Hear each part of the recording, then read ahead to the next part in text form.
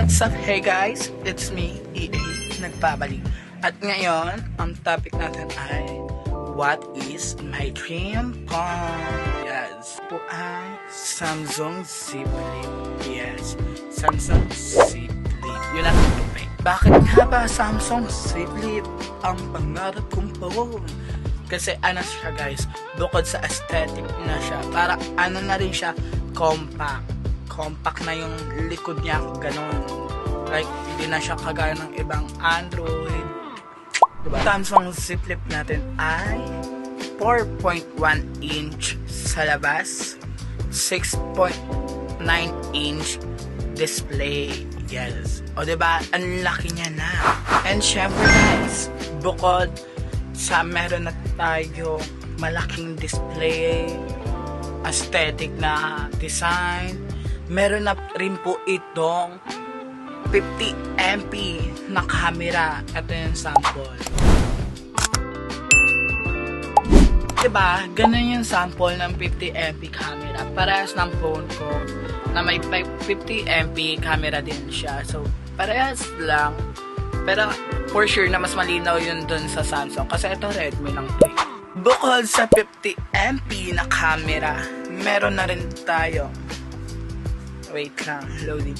Meron na rin tayong 256 GB or 512 GB storage. O diba, ang laki sis, ang laki niya. Kahit natutupi siya, hindi mo akalain ganun kalaki ang Samsung Z Flip. Bukod sa mataas na storage, magandang camera, aesthetic na cellphone, meron na rin tayong 4,300 mAh battery. O, diba? Ang laki-laki. Gusto niyo yon? Samsung Z Flip lang po ang makikita nyong cellphone na may ganon kagandang battery. Syempre, bukod pa dito sa mga to, meron na rin tayong enhanced camera AI. O, diba? Maganda ka na, mas papagandahin ka pa. Gusto mo yan? Syempre, diba?